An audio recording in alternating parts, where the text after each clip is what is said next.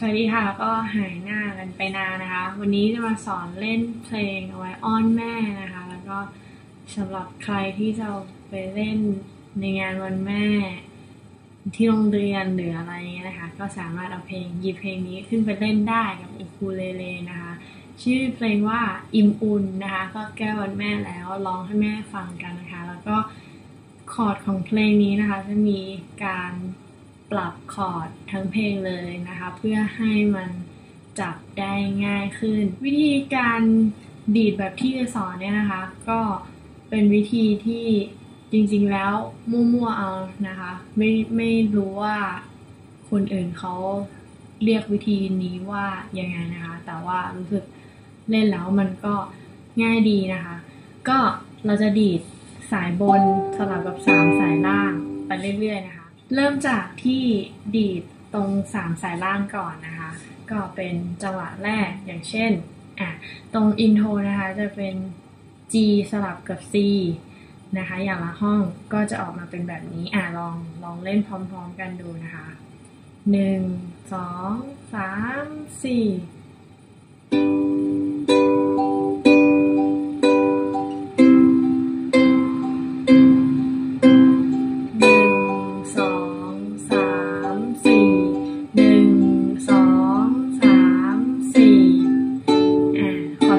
จบที่ดีนะคะเป็นแบบนี้ลองดูอีกทีนะคะเป็นแบบ1 2 3 4ทีนี้เราลองมาเล่นพร้อมๆกันนะคะเป็นคอร์ดยาวๆเลยตั้งแต่อินโทรจนก่อนถึงท่อนฮุกนะคะโอเคค่ะเริ่มจากอินโทรนะคะตามที่ขึ้นเอาไว้1 2 3 4 G C ดีดสลับกันแบบนี้นะคะ G C แล้วก็ D เข้าร้องแล้วเป็น G E minor A minor D G E minor A minor E minor A minor D G G7 นะคะเล่นตามคอร์ดตรงนี้โอเคแล้วเราลองมาใส่เนื้อร้องดูนะคะว่าเล่นไปร้องไปมันจะเป็นแบบไหนนะคะเริ่มจากอินโทรเหมือนเดิมค่ะ G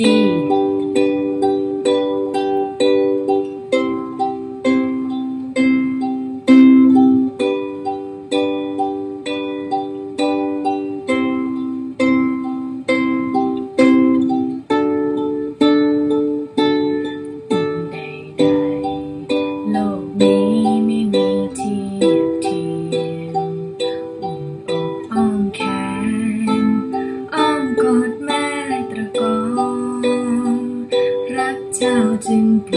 ดรักลูกแม่ย่อมห่วงใยไม่อยากจากไปไกลแม้เพียงครึ่งวันจบแล้ว1ท่อนเรามาต่อกันที่ท่อนฮุกนะคะท่อนฮุกร้องว่าให้กายเราใกล้กันให้ดวงตาใกล้ตานะคะก็คือจะเล่นคอร์ดชุดนี้นะคะและหลังจากคำว่าให้ดวงใจเรา2เชื่อมโยงผูกพันนะคะพออิ่มใดๆโลกนี้ไม่มีเทียบเทียมนะคะก็เล่นเหมือนตอนอุ่นใดๆโลกนี้ไม่มีเทียบเทียมคอร์ดเหมือนกันนะคะเรามาดูที่ท่อนฮุก2บรรทัดแรกกันนะคะให้กายเราใกล้กันโอเคลองเล่นพร้อมๆกันค่ะเริ่มที่คอร์ด C นะคะตามตรงนี้1 2 3 4ให้กาย Cใกล้กันให้ดวงจี้ใกล้ตา E minor A minor นะคะเวลาใส่เนื้อร้องเข้าไปก็จะเป็นแบบนี้ค่ะให้กายเราใกล้กันให้ดวงตาใกล้ตาให้ดวงใจเราสอง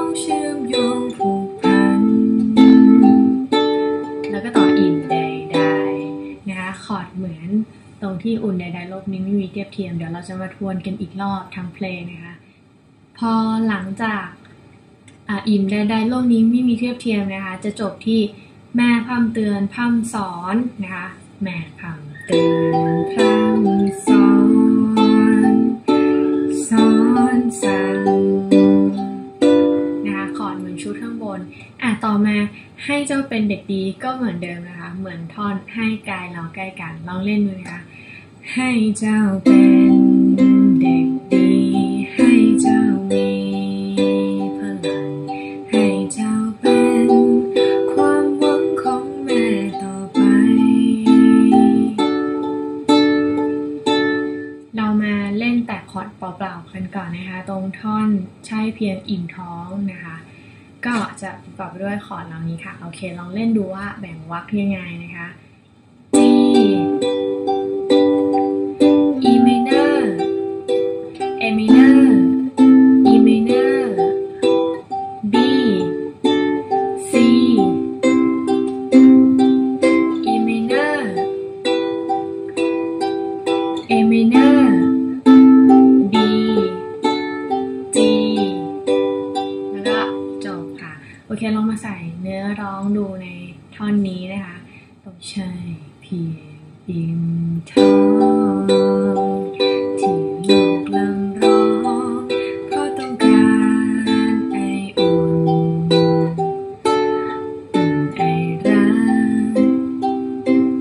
อุ่นและมุนขอน้ำนมอุ่นจากอกให้ลูกดื่มกิน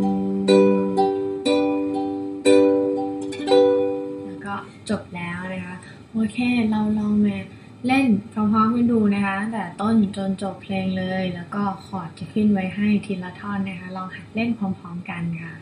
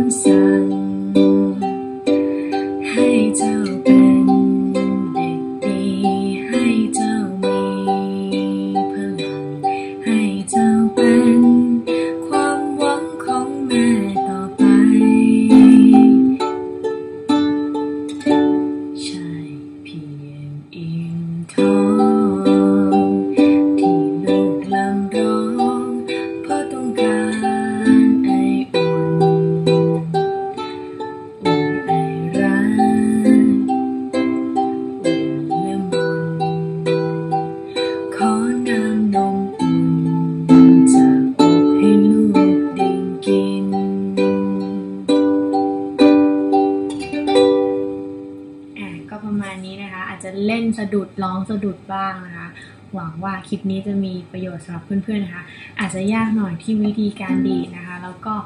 คอร์ดก็จะเป็นแพทเทิร์นที่ยาวนะคะเยอะๆหน่อยนะคะแต่ว่าเป็นคอร์ดที่จับง่ายหมดเลยนะคะแล้วก็ทุกคอร์ดก็เรารู้จักอยู่แล้วเนาะสำหรับการเล่นนะคะถ้าเกิดใครเล่นแบบนี้ไม่ค่อยคล่องนะคะก็ดีดลงอย่างเดียว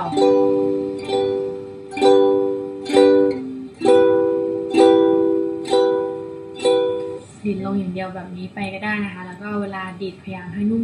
นวลหน่อยนะคะแม่ฟังจะได้เพราะๆนะคะเพลงนี้นะคะอาจจะบางคนอาจจะแบบยากไปแต่ว่าแบบสำหรับร้องให้แม่ฟังยังไงก็พยายามกันนะคะทำกันได้แน่นอนแล้วนะคะวันนี้ก็สวัสดีนะคะขอลาไปก่อนค่ะบ๊ายบาย